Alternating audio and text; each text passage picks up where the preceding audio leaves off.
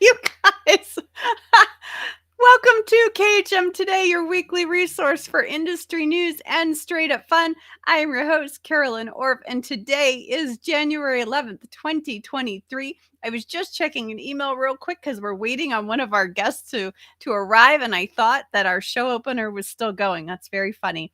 Anyways, how is everyone this week? I hope you're doing great. Here in Colorado, we are having yet another snow day, so school was canceled, and whereby I don't always love the snow because it impacts driving and activities and all that fun stuff.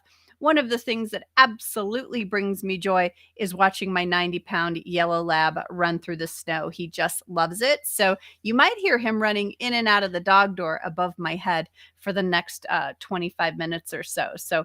But I'm so glad you guys are here today.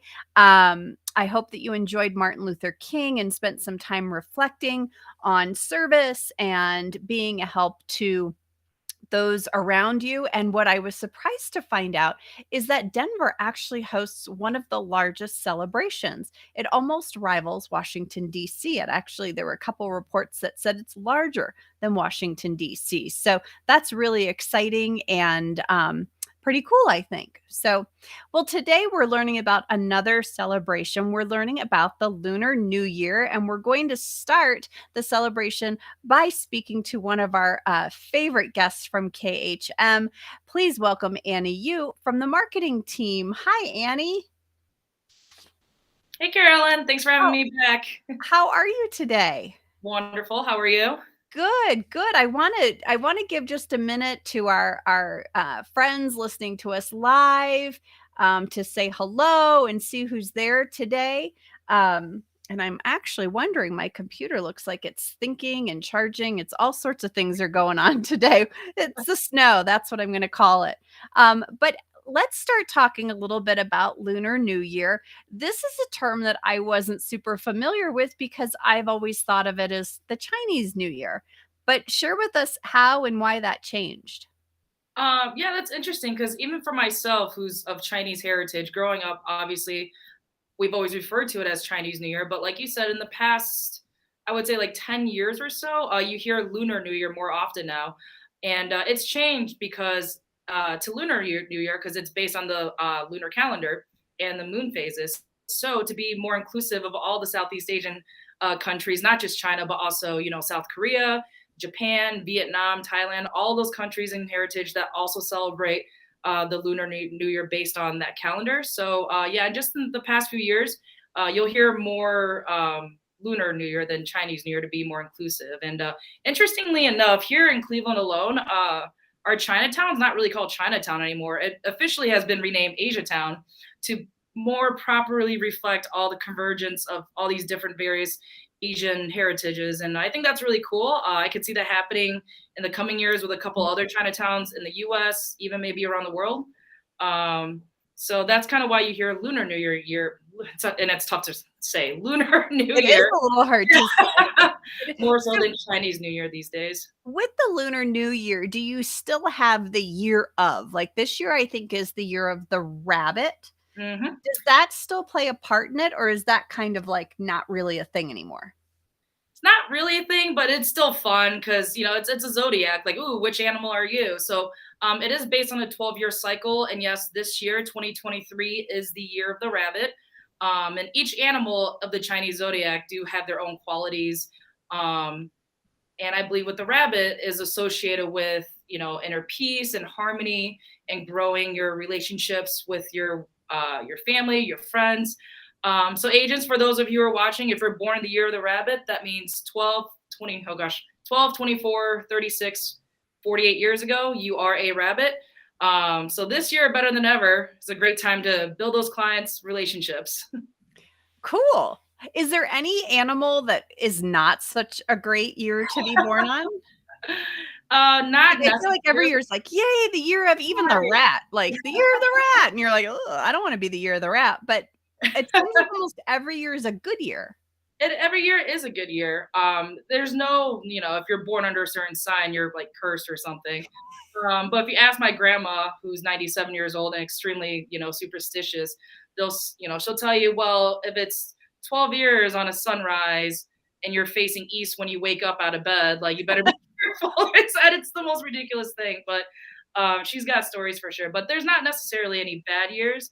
If anything, it's only good years. So that's always good in my book. So tell me how do we celebrate the Lunar New Year? See, it's hard to say, right? It is hard to say. Yeah, it is hard to say. How do we celebrate it? Well, first and foremost, Lunar New Year is about family reunion. So you see a lot of people traveling during that time, and interestingly enough, in China, when people travel home, that Great Migration is actually the largest single human migration event. I mean, we're talking about millions of people traveling all at once within a span of a few days by rail, car, and air. And I can't imagine what a headache that must be. Maybe if they You have a travel agent, not so much, but Yeah, Annie, that there was a similar question to this on Jeopardy the other night, and the answer was, and I actually said, "It's the really? Great Migration," and I was like, "Oh my gosh, Annie said this." Yeah, So, I don't yeah. just pull facts out of midair, I know. Yeah, you're actually right. So, well done. You could have gotten that question right on Jeopardy. Yeah, yeah, maybe. I'm not fast enough though. But of course, it's about family reunion. And the first thing that we do to celebrate, depending on what culture you're celebrating, in the Chinese culture, New Year's technically could go for 16 days, which is as exhausting as it sounds. And then I know some places like South Korea, it may only go for 3 days. So it really depends. But the one thing that I think we all kind of share in common is that every night starts with a big family meal. It's about the food. It's all about the food. Um, and there are certain dishes that are served, not just because they're delicious, but there's a lot of symbolism that goes into these dishes.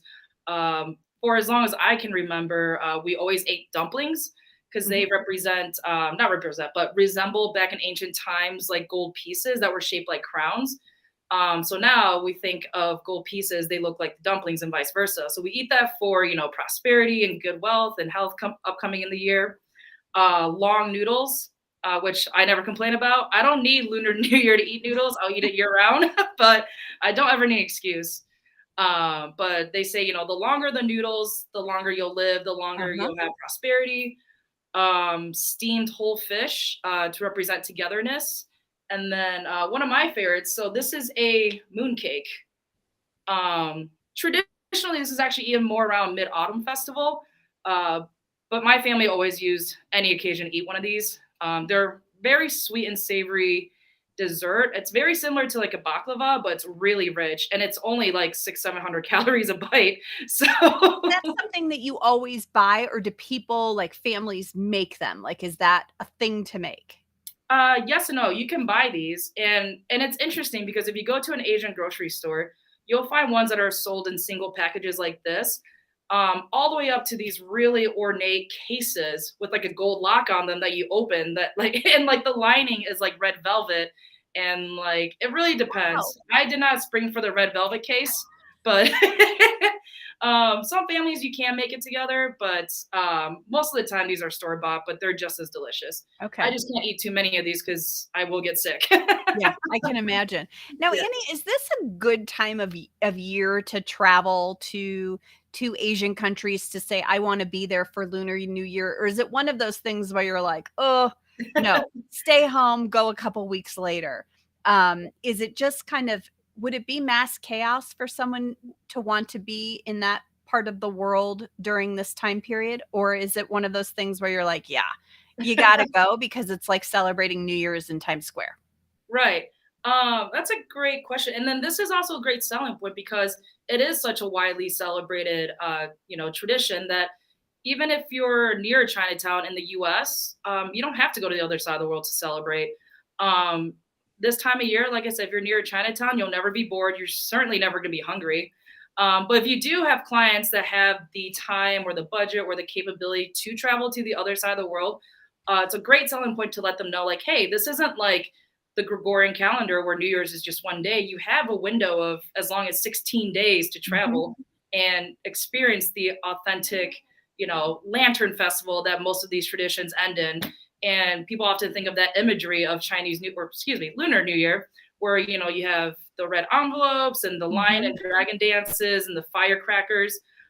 which is another thing. If you have a client with sensory issues, make sure they know about that because it is loud. It is not a quiet celebration. It is loud. Would does it vary depending on which Asian country you're in, or do the celebrations pretty much mimic the same thing? Or is it cultural? Do things kind of change and you're doing different things or celebrating different ways? Yeah, I mean, it does vary from country to country, but there does seem to be an overlapping theme, which is again family reunion, kind of paying respect to our ancestors that came before us.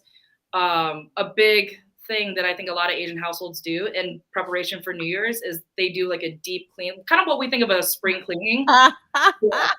And it's symbolic of kind of clearing out all the bad Yeah, things that may have happened to you the previous year, and making way for or making room for good luck to come into your life.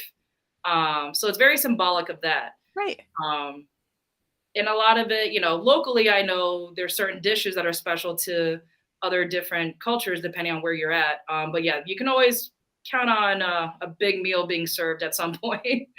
And then Lunar New Year will start officially on the 22nd. Is that correct?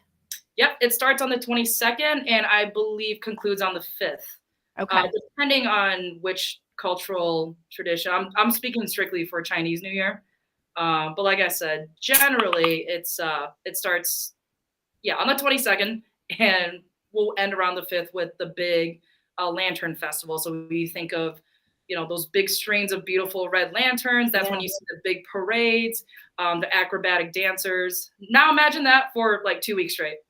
It's a big I deal. I would have, yeah, that could be a big deal. Now, you did mention when we spoke previously that, that there is some exchange of gifts that go on. Is that correct? Or is that just like, "Oh, that's just what your family does?" So it's not so much gifts, it's you gift the younger generation little red envelopes of cash. And it's more so, well, they say it's not about the cash, it's about, you know, supporting the younger generation. But when Mhm. I was part of the younger generation, it was all about the cash. But now that I'm part of the older generation, I'm like, no, it's about respect. Right. Ah, okay. So, How so? How is that? Is it just making sure that you know, got a nest egg? Is mhm. everyone putting this into a savings account, or are they going and buying bubble gum? Whatever you want to do with it. If you ask my 9-year-old niece, she'll buy a bunch of salami. She doesn't care. But no, it's Which about, doesn't seem to fit with the Lunar New Year theme. oh man, she'll eat everything though.